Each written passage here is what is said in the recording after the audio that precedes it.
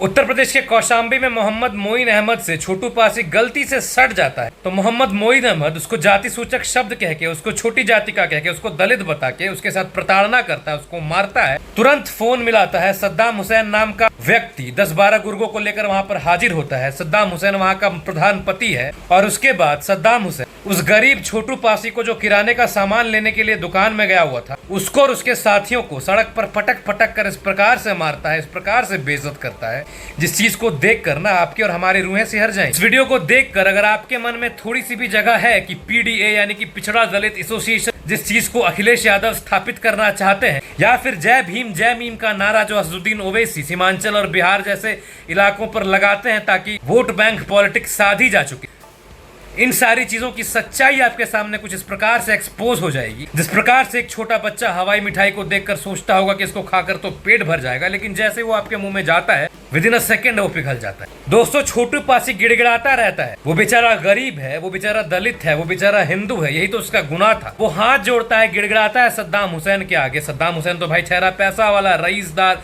रसूखदार व्यक्ति, प्रधानपति ठहरा वहां का, तो उसके हाथों में, उसके घूसों में, उसके लाठी डंडों में तो कोई किसी का जोर चलने वाला है नहीं। ये गलतफहमी थी उसको, क्योंकि उसी कौशाम्बी से चंद किलोमीटर की दूरी पर भगवा वस्त्र पहने मेरे ही तरह बाल छिलाया हुआ एक व्यक्ति बैठा हुआ है, जो ऐसे छुटभैये गुंडे और इन छुटभैये गुंडों के बापों का भी बाप बैठा हुआ है। जैसे ही योगी फोर्स को मालूम चलता है कि इस प्रकार की घटनाएं हुई हैं, योगी फोर्स तुरंत एक्शन में आती है और सद्दाम को ढूंढना चालू किया जाता है। सद्दाम भागता है, लेकिन बकरे की अम्मा आखिर कब तक खैर मनाएगी। कौशाम्बी की पुलिस, उत्तर प्रदेश की पुलिस, योगी बाबा की फोर्स सद्दाम हुसैन का इनकाउंटर करती है। वो तो अच्छा था कि पकड़ने के मंशे से इनकाउंटर किया गया, नहीं तो जो गोली पैर में चली थी वो गोली पिछवाड़े में भी चल सकती थी। कुछ इस प्रकार से गुंडागर्दी चलाने वाला, कुछ इस प्रकार से अपने रसूख को स्थापित करने की चेष्टा करने वाला सद्दाम हुसैन अब इस प्रकार से गिड़गिड़ा रहा है, अपने पैरों पर खड़ा तक नहीं हो पा रहा है, 4 कंधों की जरूरत पड़ रही है उसको खड़े होने की। ये एक सिग्नेचर है, ये एक एग्जाम्पल है जो इस प्रकार के सद्दाम हुसैन और मोइन अहमद को ये सीख देती है कि देख ले बेटा, उत्तर प्रदेश में अगर योगी सरकार में अपनी गुंडागर्दी स्थापित करने की कोशिश करोगे तो उस गुंडागर्दी की तिल्ली बनाई जाएगी और तुम्हारे पिछवाड़े में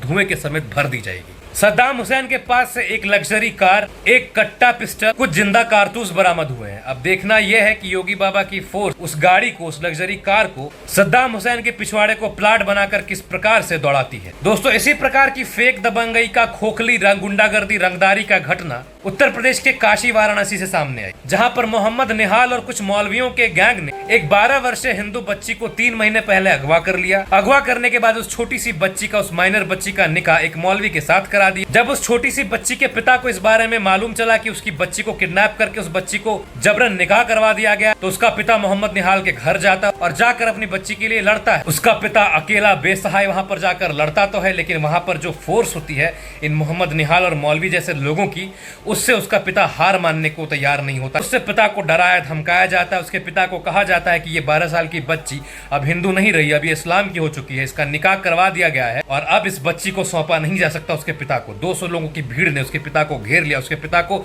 अब मारने वाले थे, मारने की मंशा से, हत्या करने की मंशा से वो लोग इसको घेर लेते हैं। लेकिन अगेन थैंक्स टू यूपी की जनता, जिन्होंने योगी आदित्यनाथ को मुख्यमंत्री बनाया, जिसके कारण एक छोटी सी 12 वर्ष की हिंदू बच्ची अपने प्राणों से हाथ धोने से बच जाती है। योगी फोर्स ने निहाल के साथ 5 मौलवियों को गिरफ्तार किया। निहाल की बीवी भी गिरफ्तार हुई है। इन पर यह आरोप तय किया गया है कि इन्होंने पहले बच्ची को एबडक्ट किया, 3 महीने तक उस बच्ची को रखा, उसके बाद उस बच्ची का जबरन धर्म परिवर्तन करवाया, उस बच्ची का निकाह करवाया। भारतीय न्याय संहिता के अनुसार इन पर मुकदमा दर्ज होगा। ये लोग अच्छे खासे नपे जाएंगे, लंबे पेले जाएंगे। दोस्तों, आज उत्तर प्रदेश की जनता ने योगी आदित्यनाथ जैसे एक व्यक्ति को मुख्यमंत्री बनाया है, प्रदेश का मुखिया बनाया है, तब जाकर इस प्रकार की गतिविधियां थम रही है। और ये जो इस्लामाइजेशन की कोशिशें चलती हैं, कन्वर्जन करना, मारना, पीटना, इन सारी चीजों पर रोक लग पा रहा है। और क्या उत्तर प्रदेश विकास नहीं कर रहा? आज उत्तर प्रदेश के विकास की गति को आप देखो, बड़े बड़े शहरों में उत्तर प्रदेश का आजकल मिसाल दिया जाने लगा, तारीफें होने जाने लगी। जिस उत्तर प्रदेश को पिछड़ेपन का एक तबका लगाया जाता था, जब से योगी जी मुख्यमंत्री बने हैं, तब से उत्तर प्रदेश